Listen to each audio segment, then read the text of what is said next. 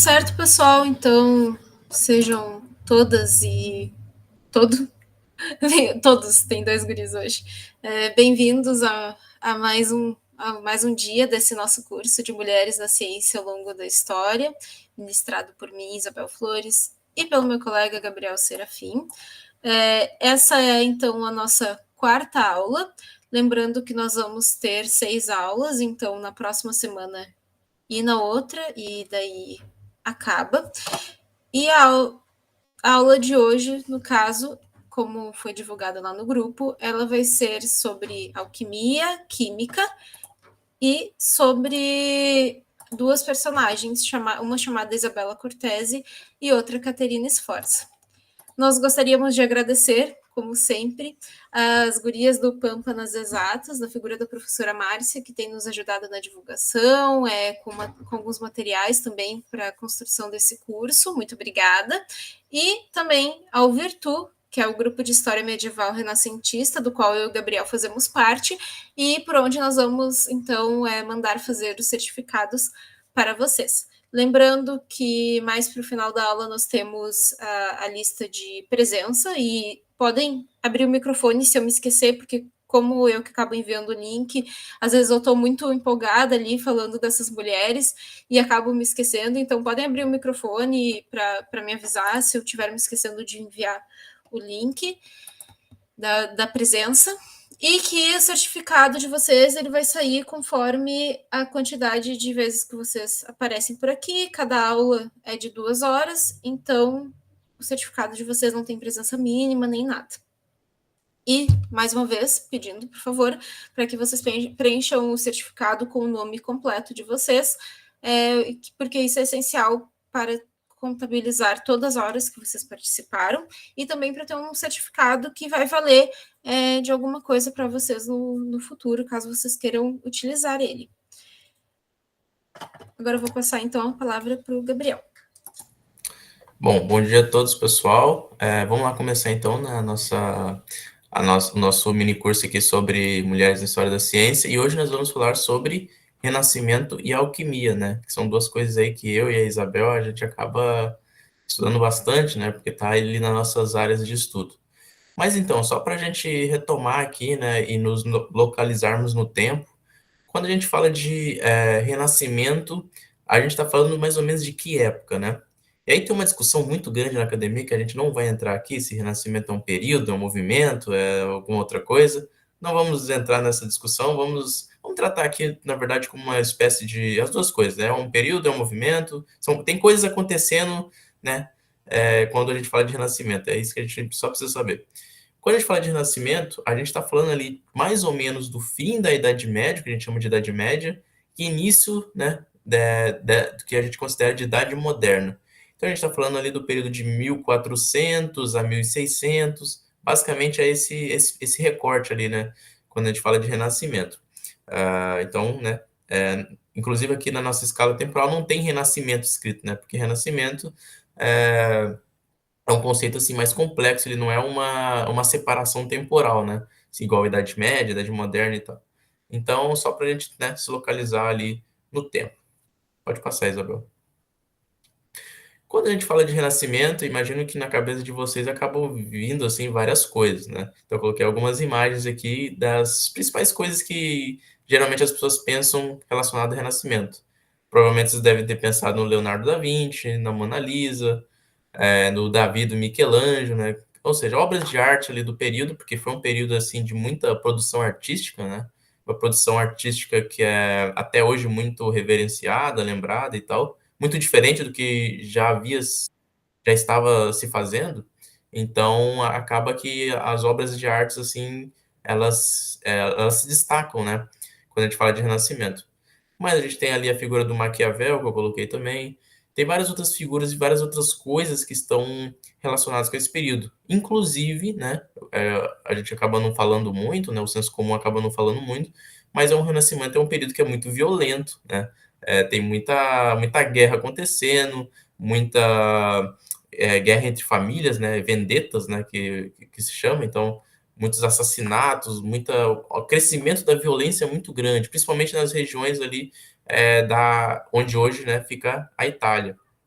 E também é um período, querendo ou não, né, isso já é mais conhecido, de desenvolvimento técnico, científico e também de desenvolvimento de filosofias que hoje a gente considera como esotéricas, mágicas, místicas. É um período assim que tá, todas essas coisas estão ali imbricadas, né, e relacionadas de certa forma. Pode passar, Isabel. Então, falando assim do Renascimento, a história do Renascimento acaba se confundindo, né? E às vezes essas coisas realmente estão muito relacionadas com a história do humanismo. O humanismo, sim, é um movimento, né? Um movimento que a gente pode dizer político, filosófico, né? Artístico também. E o humanismo, né, esses humanistas ali, o que que eles vão, de certa forma, buscar? Eles vão criar uma certa ruptura com todo aquele conhecimento, com toda aquela ciência que estava sendo produzida dentro das universidades medievais.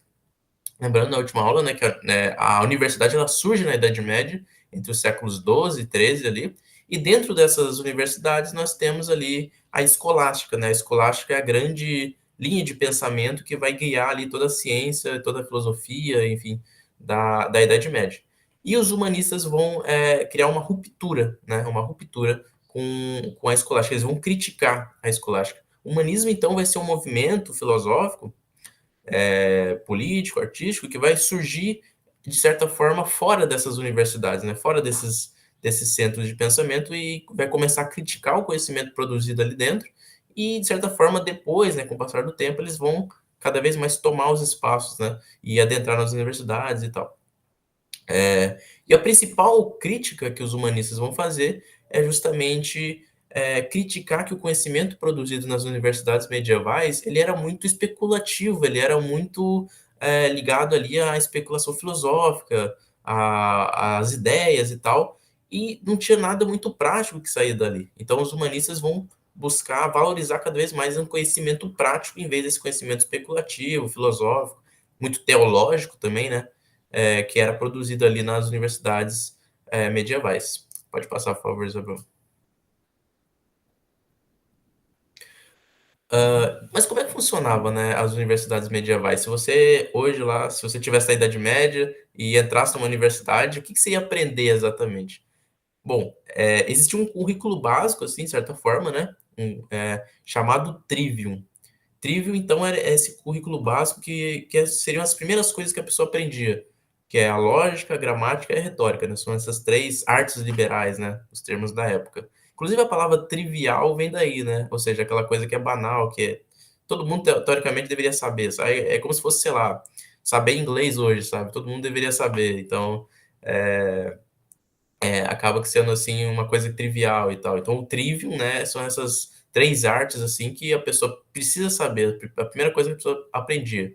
E depois, né, se ela passasse ali do trivium, ela ia adentrar no quadrivium, que eram quatro artes que exigiam mais complexidade, digamos assim, né?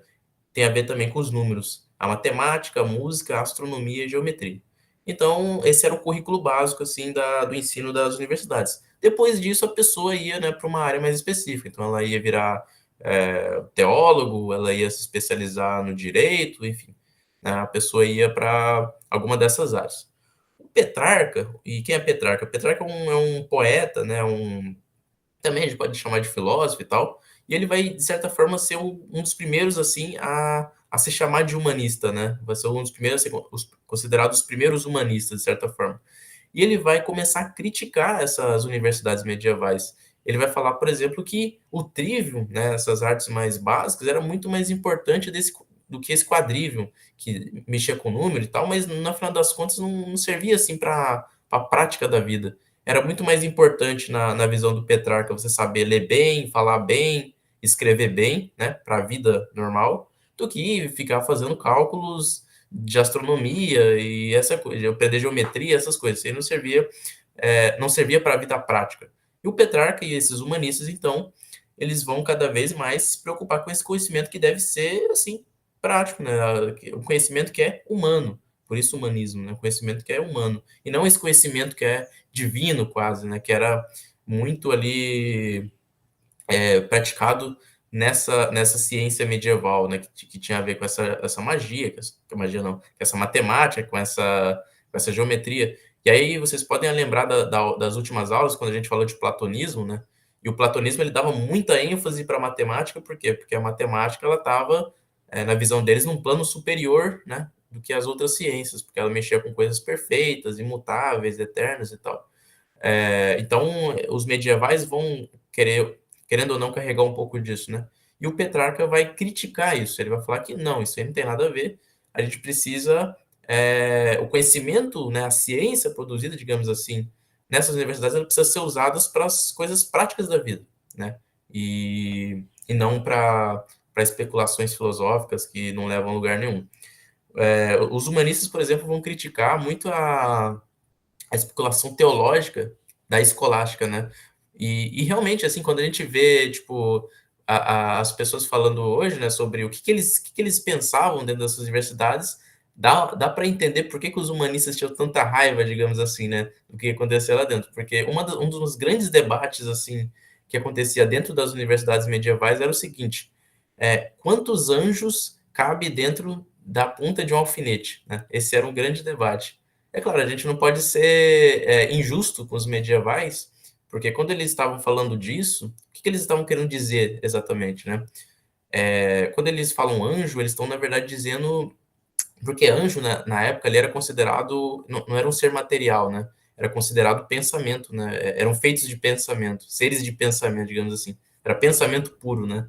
Então, o que eles estavam querendo dizer, na verdade, o pensamento, né, a mente, digamos assim, ela ocupa lugar no espaço ou não, né? Essa era a grande questão.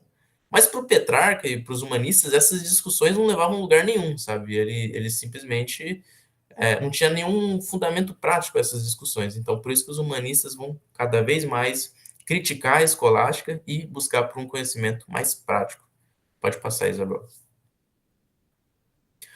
E uma das coisas que vai acontecer nesse período vai ser uma certa valorização, né, do que a gente chama de artes mecânicas. E o que seriam essas artes mecânicas? Seriam aqueles ofícios, digamos assim, que a pessoa precisa botar a mão na massa, digamos assim. Ela precisa sujar as mãos. É um trabalho que é mais braçal, um trabalho que que tá um pouco distante daquele trabalho intelectual que era muito valorizado, Então, a pessoa que se envolvia com esse tipo de trabalho mecânico, braçal e tal, ela era considerada uma pessoa de segunda classe, assim, ela não era bem vista, né, comparado com as pessoas que estavam lá nas universidades, com aquele trabalho intelectual, com aquele trabalho mais celeste, digamos assim, né, que refletia sobre as coisas celestes, né. Essa pessoa que mexia com as coisas sujas, digamos assim, ela era desvalorizada. Inclusive, na época, se utilizava muito o termo defeito mecânico. É uma coisa que até no Brasil dessa época se utilizava também, né? A pessoa que tinha defeito mecânico, ela, na verdade, era uma pessoa que trabalhava, né? Era isso, sabe? A pessoa que trabalhava, assim, que sujava as mãos e tal. Porque nessa sociedade, trabalhar é muito mal visto, né? Trabalhar é coisa ou de escravizado, né? Como no caso do Brasil, ou de pobre. Rico, aristocrata, nobre não trabalha, né? Trabalhar é coisa de pobre, né? Nessa sociedade. É uma visão um pouco diferente do que a gente tem hoje, né? Porque hoje a gente entende que o trabalho é o fruto da riqueza e tal, aquela coisa toda. Nessas sociedades do medievo e da modernidade, não. Trabalhar é coisa de pobre mesmo, né? E tem muito relacionado com essa coisa das artes mecânicas. A pessoa que tem defeito mecânico e que trabalha com as coisas braçais, ela é mal vista, né? Só que com o passar do tempo vai acontecer uma valorização das atividades manuais e também atividades relacionadas a laboratório, esse tipo de coisa. Principalmente nas áreas da engenharia, porque cada vez mais a engenharia estava se tornando mais importante, e da anatomia também, né, de estudar ali o corpo humano e tal, de realmente fazer dissecações, esse tipo de coisa, da metalurgia, né, e também dos experimentos de laboratório. Então a gente está vendo ali que a ideia da alquimia está se aproximando, né, do tema que a gente está falando. Um grande exemplo disso é a figura do Leonardo da Vinci, né, porque quando a gente fala de Renascimento, hoje, a gente pensa no Leonardo da Vinci como se fosse uma das pessoas mais importantes de tudo isso. Mas na verdade não, né? O Leonardo é uma pessoa, na verdade, na época ali, muito mais, como eu posso dizer, muito mais periférica, né, do que central. O que ele estava fazendo ali, o Leonardo da Vinci, era considerado de segunda classe, assim, de certa forma. Tanto que ele mesmo, Leonardo, ele se considerava um homem sem letras, né? Um homem que não teve um estudo, que não teve um estudo filosófico e tal, todo esse tipo de coisa. E aqui na direita eu trouxe uma imagem, né, que é um desenho do Leonardo da Vinci, dele estudando ali o útero, né, e o nascimento, e o feto e tal, toda a questão da gravidez ali. Isso que ele estava fazendo na época, para hoje nós temos um valor muito grande disso, porque o cara é entendido como um gênio e tal, e ele estudava realmente várias coisas, né? Engenharia, anatomia, é, ele estudava também engenharia militar, todo esse tipo de coisa, pintura, né? Arquitetura, ele fazia todas essas coisas, mas para nós, para eles, né? Para os renascentistas, essas coisas eram muito de segundo plano, assim, elas não tinham tanta importância porque justamente elas estavam relacionadas com essas artes mecânicas. Mas com o passar do tempo, essas artes mecânicas vão ganhando cada vez mais prestígio da sociedade e figuras como Leonardo da Vinci assim começam a aparecer, né? Inclusive, tem uma curiosidade muito interessante do Leonardo, que tem a ver com o tema da alquimia, que é o seguinte: as pinturas que o Leonardo da Vinci faz, ele mesmo produzia as próprias tintas, né? Então, ele tinha ali um certo conhecimento, tinha que ter um certo conhecimento de química, de manipulação ali de certos elementos, para produzir as tinturas que ele usava. E por causa das tinturas que ele usava, hoje é muito difícil você conservar as obras de arte do Leonardo da Vinci, porque elas estão basicamente assim que apodrecendo, sabe? Então todos os anos, né, uma pessoa tem que ir lá e repintar de novo as obras e fazer todo um trabalho ali de conservação, porque o Leonardo da Vinci, em vez de usar uma tinta convencional, não, ele inventava as próprias tintas e isso acaba danificando ali o material que ele pintava e tal. Então, Leonardo poderia ser visto também como uma espécie de alquimista, assim, na época, né? Porque ele manipulava ali certos elementos químicos e tal. Então, é mais ou menos isso daí sobre artes mecânicas. Pode passar, Isabel. Falando então propriamente de alquimia, de onde é que isso surge, o que que isso é, enfim, o que que significa alquimia e tal. Bom, alquimia é um negócio que é muito antigo, né? Existem várias sociedades diferentes. Existe uma alquimia que é chinesa, que é muito diferente dessa que a gente vai falar aqui, né? Tem uma alquimia que é indiana, tem uma alquimia que é egípcia, enfim, greco-egípcia, a medieval, a renascentista, enfim. Tem vários tipos de alquimia, né? Algumas com conexões, outras nem tanto. Mas, falando assim de uma forma muito geral, alquimia tem a ver com essa manipulação de elementos, de metais, né, de substâncias e de transformação de coisas, né? Alquimia, né, a gente consegue ver assim um exemplo muito grande da alquimia, por exemplo, na arte egípcia. Por exemplo, eu trouxe aí a máscara do Tutankhamon. E eu quero que vocês reparem um pouco nessa máscara e pensem, né, que isso é feito de ouro maciço, junto com cobre e outros metais ali, e pensem no trabalho e na técnica que a pessoa precisa ter para manipular essa peça, né, para criar essa obra de arte, né? É um negócio assim que é absurdo, assim, tecnicamente falando, né? Você precisa de uma certa habilidade de mexer com os metais e com pedras preciosas, que é um negócio assim muito sofisticado, né? Para naquela época. Nessa máscara aí do Tancamon, além do ouro maciço e também do cobre que a gente tem, essas partes que vocês estão vendo aí de meio azul, né, que vocês conseguem ver, isso não é pintado, tá? Isso é vidro, né? Então, além disso, você tem que ter uma técnica de manipulação do vidro que é uma coisa muito complicada, assim. Então é vidro tingido, né? Vidro pintado. E além disso, ali no peito dele, dá para ver várias pedras incrustadas, que é a tal da lápis lazuli, né? Que é uma pedra preciosa ali, muito apreciada pelos egípcios. Então, é, isso é um claro, assim, uma obra, né, digamos assim, que exige muita técnica, muita dedicação, e a alquimia acaba, né, estando envolvida com esse tipo de coisa, desde lá da Antiguidade Egípcia. Aí é apenas um exemplo, né, do que a gente está falando exatamente. Pode passar, Isabel. Outro exemplo de alquimia que eu achei muito interessante, né, e esse é um exemplo de alquimia greco-egípcia, é essa tal água de enxofre, né? E o que que é isso? Existe um papiro que tem várias receitas assim de alquimia, um papiro muito antigo assim da antiguidade, e esse papiro ele dá uma receita, né, de algo que ele chama água divina ou água de enxofre. E essa água de enxofre, ela é uma mistura de várias coisas ali, ela passa por vários processos, né?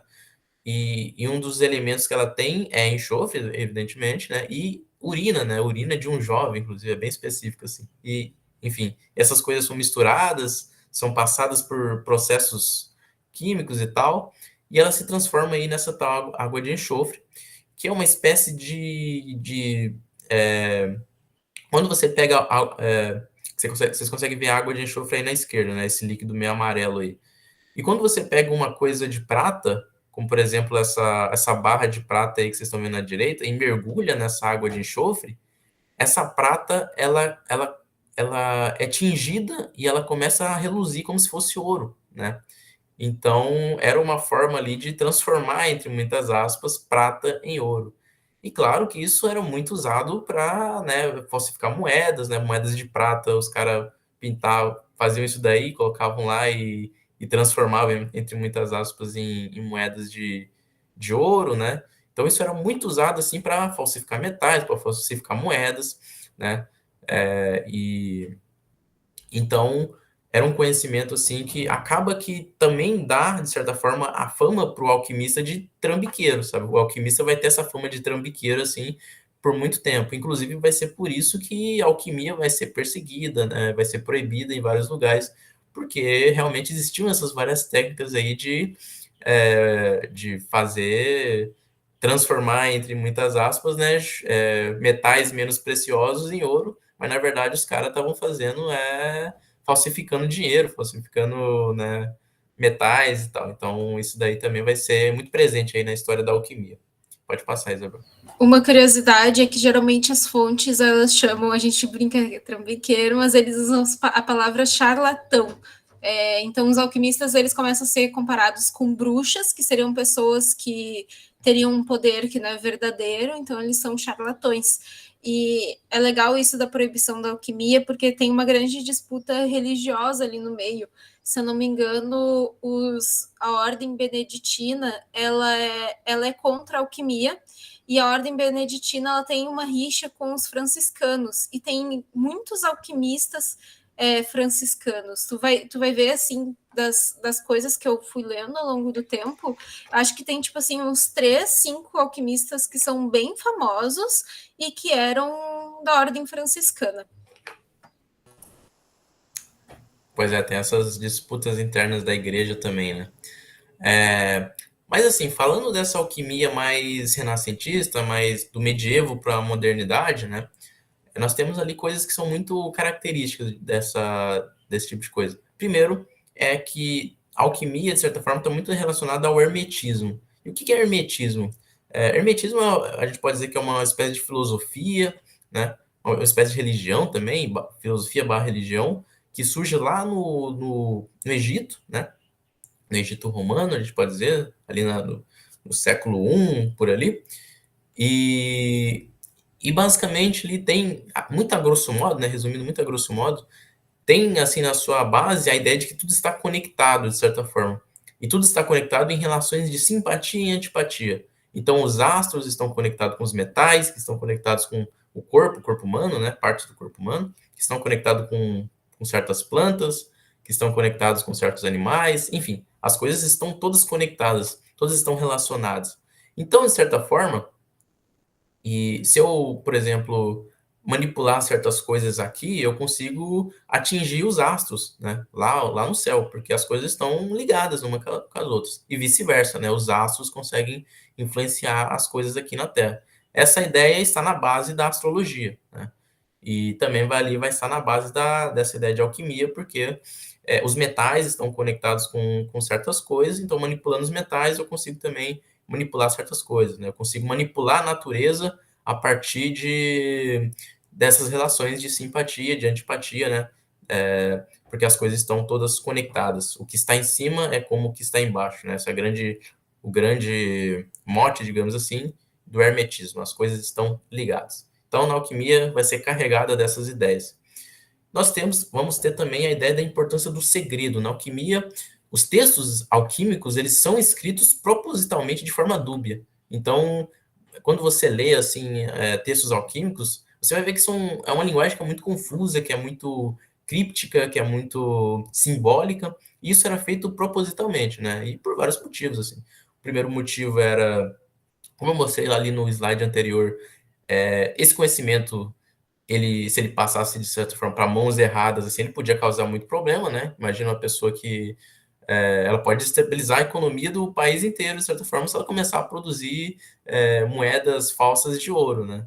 Então, tem essa questão. Tem uma certa questão do exclusivismo, porque esses alquimistas eram grupos de pessoas e eles queriam manter esse conhecimento secreto, né? Eles queriam manter esse conhecimento exclusivo apenas para eles, né? Até porque isso dá uma certa importância, né, para os próprios alquimistas.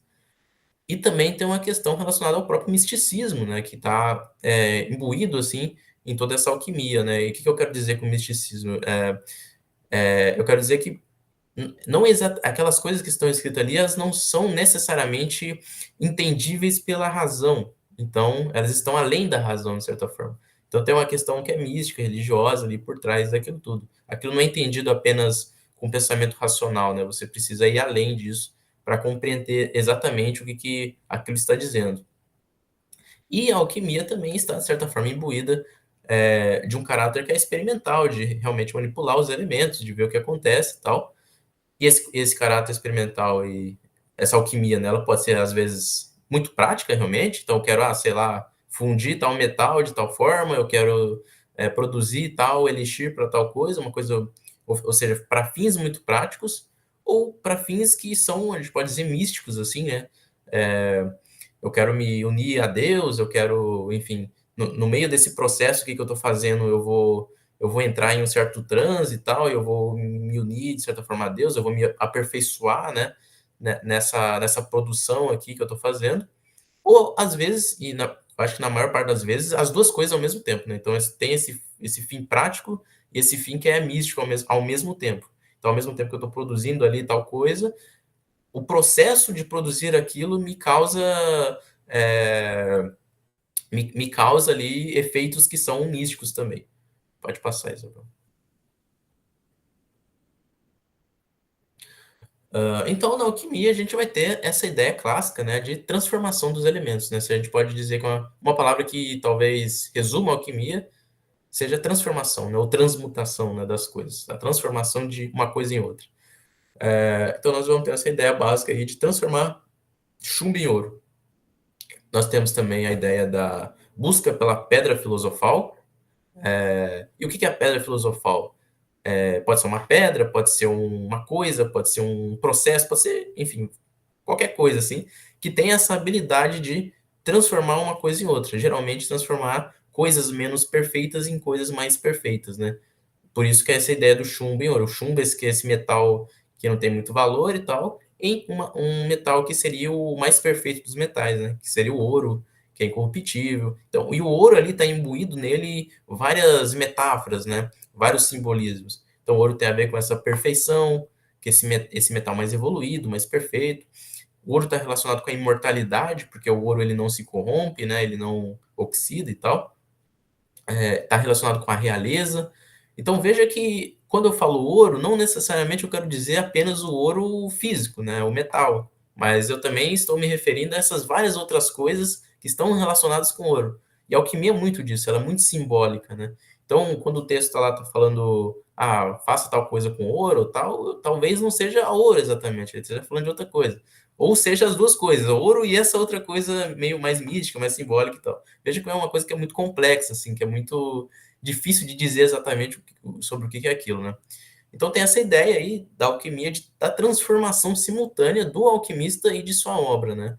Então, enquanto o alquimista está lá destilando as coisas, misturando e usando o forno ali e tal, fazendo todo esse processo químico, ao mesmo tempo que ele está fazendo esse processo químico, ele está ali se transformando também, né? Saindo de um estado menos perfeito para um estado mais perfeito, né? Essa era a ideia, né? De perfeição, de aperfeiçoamento, tanto da matéria como também da pessoa ali que está manipulando essas coisas. Queria falar alguma coisa sobre a Pedra Filosofal, Isabel? Sim, eu acho que um grande exemplo que a gente tem na cultura pop de Pedra Filosofal é do Harry Potter, que eu acho que é uma produção que geralmente se as pessoas não leram o livro, viram o filme, ou tem filhos que viram o filme, e eu acho que o Harry Potter ele ajuda nesse caso a gente a entender um pouco sobre a Pedra Filosofal. Então, na história ali do Harry Potter, a gente tem o Voldemort, que seria o vilão da história, e o Voldemort ele tem o corpo físico dele, ele tá muito debilitado.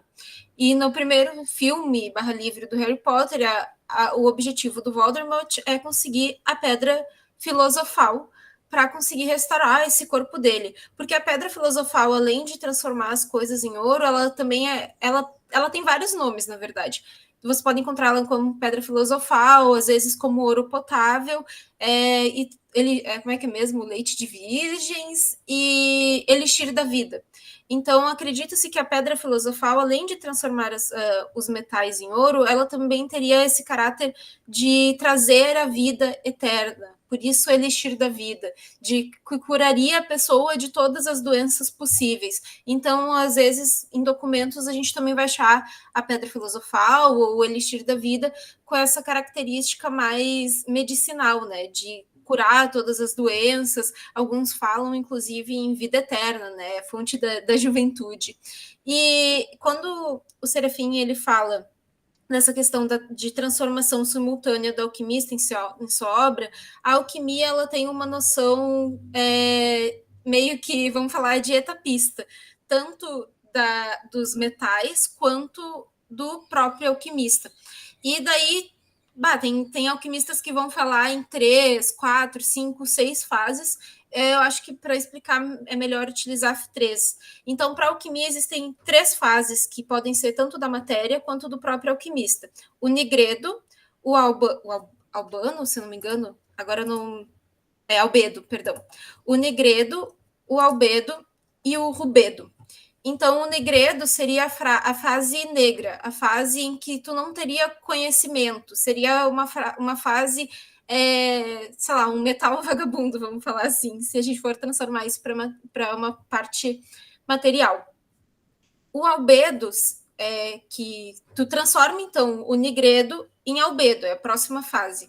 Então, é aquele momento neutro, digamos, é aquele momento em branco, como a própria palavra diz. Albedo seria, traduzindo, seria branco, que é o momento que vamos utilizar outros conceitos que existem, tábula rasa, que tu tá em branco, pronto para poder receber o conhecimento que vem junto com o rubedo.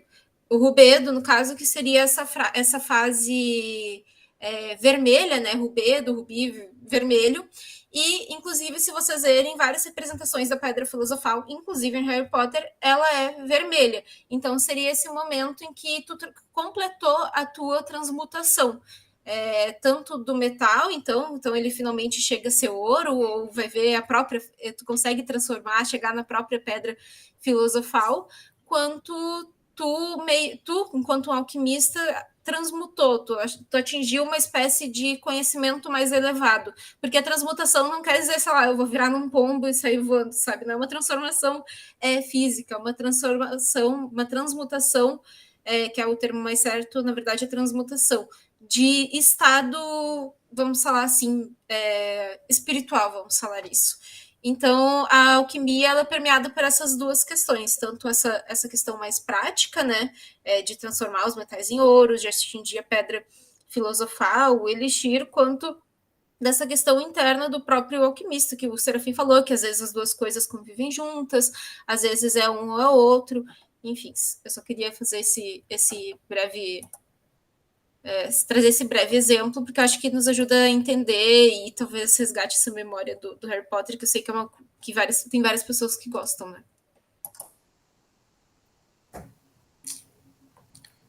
Beleza, pode passar, ok. Tá, e então a gente falou ali sobre várias coisas da alquimia, né? Falamos de como ela é e tal, toda essa questão da experimentação, do misticismo e tal. Mas como que a alquimia se transforma em química, né? Como que acontece esse processo? Primeiro que, tipo, quando a gente fala de alquimia, as pessoas geralmente já têm essa ideia, né, de que a alquimia, na verdade, é apenas uma pré-química, né, uma protoquímica, digamos assim. E não necessariamente, né, porque a química, ela realmente nasce da alquimia, mas a alquimia, ela continua, né, depois que a química moderna é inventada, a alquimia continua, né, e ela vai, assim, então é mais um processo de ramificação, digamos assim, do que de etapas, né, de uma evolução, então. Então, mas como é que acontece, né, essa transformação entre essa transmutação, né, já que a gente está falando em alquimia, de alquimia para química, né? Como é que isso acontece?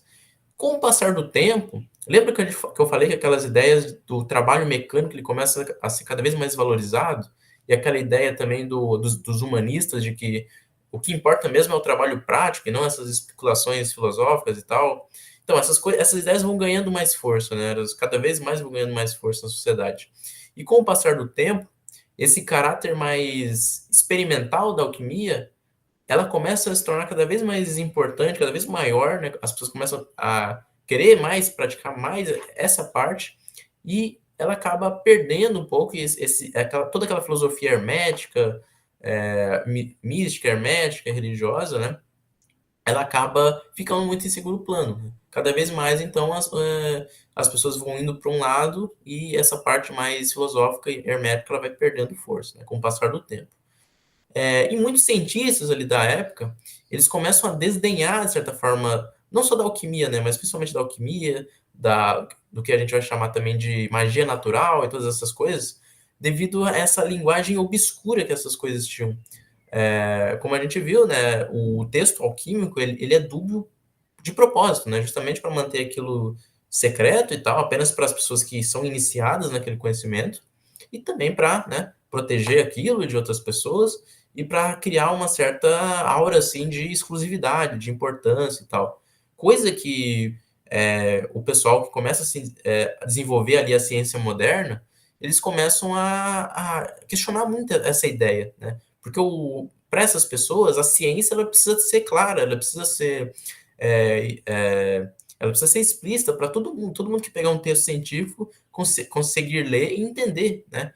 De onde é que aquelas conclusões estão vindo. Então, essas pessoas elas começam cada vez mais a questionar essa linguagem hermética, simbólica, né, da alquimia. E vai ter um certo matemático ali, um cientista muito importante ali do início do século XVI, né, início para o final ali, chamado Marin Mersenne, né, francês, e ele vai falar uma coisa, uma crítica assim que é muito sintomática da época, né? Por que que os adeptos da alquimia não estão dispostos a estudar os resultados de suas descobertas sem mais mistérios nem arcanos? Ou seja, por que que esses alquimistas, já que eles estão falando que eles têm várias descobertas ali e tal, e realmente tinham, né? A alquimia realmente vai descobrir muita coisa do processo químico das coisas, muito dos nomes que a gente tem na química hoje é graças à alquimia, né? Processos e tal. E o Mario Marceni, ele vai se questionar disso. Já que os caras estão descobrindo várias coisas e tal, por que que eles não falam dessas coisas de uma linguagem mais simples, que todo mundo que seja possível de ser entendida por todo mundo e tal? E a ciência, né, ela vai nascer, né, com essa revolução científica e cada vez mais ela vai ir para esse lado, né, dessa linguagem cada vez mais vai se distanciar dessa linguagem filosófica, hermética, fechada e vai para essa linguagem mais prática. É muito interessante que quando se funda ali as academias de ciência, principalmente na Inglaterra e tal, as Royal Societies, né, a Royal Academy e tal, que o Newton e todo aquele pessoal participam, eles tinham uma regra muito clara ali, que tudo que for discutido ali dentro precisa ser extremamente claro, extremamente objetivo, né? E a linguagem utilizada ali dentro, deveria se aproximar mais da linguagem do comércio, mais da linguagem do homem de negócios, porque é uma linguagem prática, simples e tal, do que essa linguagem mais filosófica, né? Essa era uma regra muito clara nessas sociedades. E esses cientistas começam cada vez mais a questionar essa linguagem hermética, fechada, simbólica, né, desses conhecimentos aí como a alquimia. Então, cada vez mais essa alquimia aí ela vai indo para outro lado, né? Outras pessoas vão continuar praticando ela e tal. O próprio Newton, né, de certa forma, vai ser um cara que vai estar envolvido com isso ali por muito tempo. Então essa alquimia simbólica, mística, ela vai continuar, mas vai se ramificar para o outro lado essa química, né? Essa química que tem a ver mais com esse caráter experimental da investigação dos elementos da matéria, né? Essa visão mais materialista de mundo, ela vai ganhar força e ela vai se tornando cada vez mais recorrente ali e tal. Então, é assim que essa alquimia, de certa forma, vai ser transformada em química, né? E essa química aí vai ser cada vez mais científica, de certa forma, né? Nos termos modernos que a gente pensa hoje. Basicamente é isso. Um comentário. A princípio, hoje, o consenso entre os historiadores da ciência que trabalham com química e alquimia é não distinguir as duas coisas quando se fala do passado. Então, porque se tu olhar para os documentos que existem, mesmo que a pessoa esteja fazendo algo puramente prático, pensando nos resultados, eles continuam chamando de alquimia. Então, tu não muito difícil tu vai achar o termo química em documentos do passado, mesmo que a pessoa ela esteja focando em aspectos mais práticos. Para alguns historiadores da ciência, eles também negam que a alquimia ele tinha esse caráter esotérico, místico, chame como quiser. Eu daí já discordo. Eu acho que se tu olha os documentos, muitos deles vão trazer esse caráter bem forte, essas influências do hermetismo e tudo mais, mas são diferentes visões que é legal trazer aqui. Eu acredito que a próxima... Ih, meu Deus. O que eu fiz? Tá, era que eu fiz. Eu abri um negócio aqui sem querer. Acho que a gente pode fazer 10 minutinhos de intervalo e daí a gente volta para falar da querela das mulheres, que é uma disputa que tem aí nesse momento, e depois falar um pouco de duas mulheres que são alquimistas nesse contexto do Renascimento, ok? Vou parar a apresentação.